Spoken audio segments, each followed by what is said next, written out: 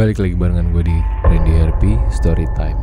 Kali ini gue akan menceritakan sebuah cerita untuk kalian yang berjudul Tumbal Terakhir di Negeri Koloni by Rafael Mukadis. Jakarta, 6 Oktober 2016. Namaku Arga. Aku bekerja sebagai seorang IT di sebuah perusahaan swasta yang cukup terkenal di kotaku. Perusahaan tersebut bernama PT Van Deyan. Perusahaan tersebut termasuk perusahaan terkenal incaran para fresh graduate di saat itu. Namun anehnya, setiap aku ditanya aku bekerja di mana oleh seseorang yang umurnya di atas 60, mereka selalu kaget dan ketakutan ketika mendengar kata Van Deyan. Orang-orang di sekitarku malah menyuruhku untuk resign cepat-cepat dikarenakan citra perusahaan itu yang menurut mereka tidak baik. Namun ketika aku menanyakan alasannya, mereka tidak mau menjawab. Di malam itu, aku diundang ke sebuah pesta di rumah bosku yang bernama Valentina. Bosku merupakan seorang perempuan keturunan Belanda yang memiliki watak yang gigih dan selalu bekerja keras. Hampir setiap harinya ia habiskan waktunya untuk duduk di depan komputer hanya untuk bekerja, meeting dengan klien, ngontrol para pegawai, dan lain-lain. Rumah bosku sangat besar. Di malam itu, bosku atau yang biasa dipanggil Bu Valen sedang melakukan pesta besar di halaman belakang rumahnya. Hampir seluruh karyawannya datang ke sana dan berpesta ria. Ada yang sedang bakar-bakar daging, minum wine, bahkan berdansa sekalipun. Aku termasuk orang yang sangat introvert. Aku sangat tidak tahan berada di kondisi yang sangat ramai. Di sana aku hanya memegang sebuah gelas berisikan soda dingin sambil melihat orang-orang yang sedang tertawa dan berbahagia lainnya. Di tengah keramaian orang tersebut, aku berfokus melihat lukisan yang sangat besar yang berada di tengah-tengah ruangan. Lukisan tersebut memperlihatkan foto keluarga dari Ibu Valentina yang sudah meninggal di tahun 80-an. Ketika aku mendekat ke lukisan itu, Ibu Valentina menghampiriku. Ia mulai menjelaskan karakter seluruh keluarga yang begitu tegas dan sangat disiplin dalam segala hal. Valentina kemudian berusaha menyuguhkanku dengan beberapa minuman alkohol, namun aku menolaknya. Di tengah-tengah rumahnya yang besar itu, aku melihat sosok anak kecil perempuan yang memakai gaun berwarna putih sedang berdiri di depan rumah sambil melambaikan tangannya. Aku pun menghampiri anak kecil itu, dan sesampainya di luar, aku ternyata mendapatkan kondisi anak kecil itu yang ternyata tidak bisa berbicara atau bisu. Anak kecil itu memiliki warna kulit coklat layaknya orang Jawa. Anak kecil itu tiba-tiba menggenggam tanganku dengan sangat kencang dan memberikan kode ke aku untuk mengikutinya. Aku kemudian terpaksa berjalan sambil dituntun olehnya ke sebuah pekarangan yang terdapat di luar rumah Ibu Valentina. Dan aku dikagetkan melihat sebuah rumah berbentuk seperti kabin yang terbuat dari kayu terbentang di depan rumah Ibu Valentina.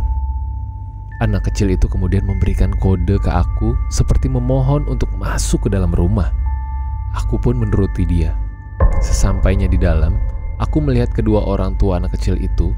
Ayah ibunya sedang duduk dan membaca sebuah koran kuno yang di atas judul koran tersebut bertuliskan, "Para company mulai merampas harta di tanah Jawa." Ketika aku datang, ayah ibunya langsung menutup korannya dengan cepat. Tiba-tiba mereka bertiga menurunkan badannya atau berlutut seperti orang sedang bermohon dan tiba-tiba memegang kakiku dengan sangat kencang. Mereka bertiga tampak menangis. Namun di satu sisi, mereka juga tampak tidak bisa mengekspresikan isi tangisannya itu ke aku. Aku pun melepas tangan mereka semua dari kakiku. Ayahnya dengan cepat mengambil sebuah pena dari bulu dengan tinta yang seadanya. Ayahnya mencoba menuliskan sesuatu di sebuah kertas dan ternyata ayahnya menulis sebuah tulisan, "Tolong kami." Aku pun bingung dengan berkata, "Tolong apa?" Ibunya kemudian berdiri dan menyalakan sebuah TV tabung yang terdapat di sana. TV tersebut menyala dan tiba-tiba terekam sebuah adegan penyiksaan yang korbannya mirip dengan mereka semua. Mereka disiksa dengan cara dicambuk. Mereka dicambuk oleh para tentara-tentara Belanda bertubuh besar dengan beringas. Darah tampak bercucuran di tayangan itu. Aku pun langsung buru-buru memejamkan mata dan mengalihkan pandanganku. Namun anak kecil tersebut tiba-tiba datang kepadaku lagi dan seperti memohon di kakiku lagi dan lagi. Ibu dari anak kecil itu kemudian menghampiriku dan menunjukkan tangan kanannya ke arah saku celanaku. Aku pun bingung. Aku hanya merasa yang ada di dalam saku celanaku hanyalah sebuah handphone. Aku pun mengeluarkan HP-ku. Ayahnya kemudian kembali menulis sebuah kata-kata di kertas. Kata-kata tersebut adalah, "Tolong rekam video penyiksaan itu dengan handphonemu, nak." Aku pun bingung. Namun lagi dan lagi mereka semua berlutut dan memohon kepadaku sampai menangis. Aku akhirnya menuruti mereka. TV kembali dinyalakan. Aku mulai merekam video tersebut dengan mode landscape agar lebih besar. Setelah merekam, keluarga tersebut memberikan sebuah alamat yang mengacu kepada sebuah tempat galeri perpustakaan sejarah yang ada di kotaku. Ibunya juga menulis sebuah tulisan dengan kalimat rak buku nomor 24. Aku pun diminta untuk menyimpan kertas itu di sakuku. Aku akhirnya dipersilahkan untuk pulang. Anak kecil tersebut lagi dan lagi memegang tanganku dan menuntunku kembali ke rumah Ibu Valentina. Sesampai di depan rumah, aku dikagetkan melihat isi rumah tersebut yang sudah sepi. Ibu Valentina nampak keluar dari pintu depan. Ketika aku menengok ke samping, anak kecil itu sudah hilang tiba-tiba. Dan Ibu Valentina bingung. Ternyata dia mencariku selama 4 jam dan mengatakan kalau pesta telah usai dari tadi. Aku pun bingung. Aku akhirnya pamit dan pulang dari sana. Keesokan harinya, kantor dijadwalkan untuk libur. Aku pun pergi ke galeri perpustakaan sejarah ternama. Sesampainya di sana, aku mencari rak buku nomor 24 yang ternyata ada di lantai bawah. Di sana aku menemukan sebuah bagian dari pembukuan yang ada dengan judul Penjajahan Bangsa Belanda. Ada banyak buku di sana.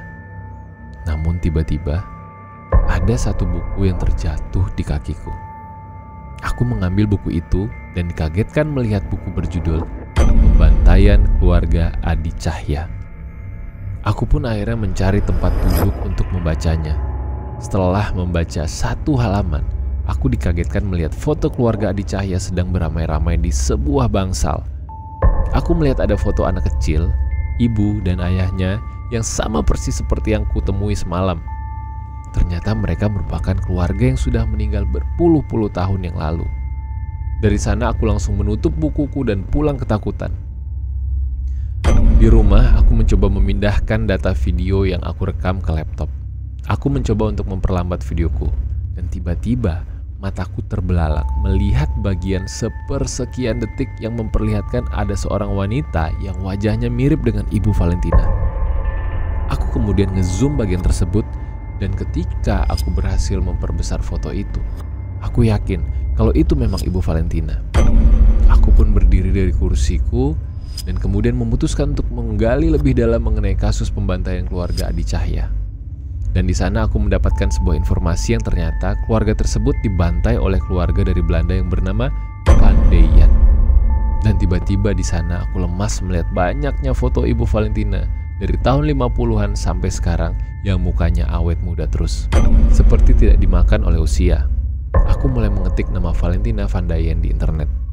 Di sana terdapat rekam jejak bahkan teori konspirasi yang mengatakan kalau keluarga Van Deyen sering melakukan tumbal ke iblis demi kelangsungan hidup untuk awet muda sepanjang masa.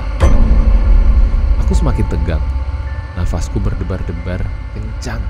Ketika aku balik badan, aku dikagetkan melihat Ibu Valentina sedang memegang sebuah pecut dan menatapku sambil tersenyum.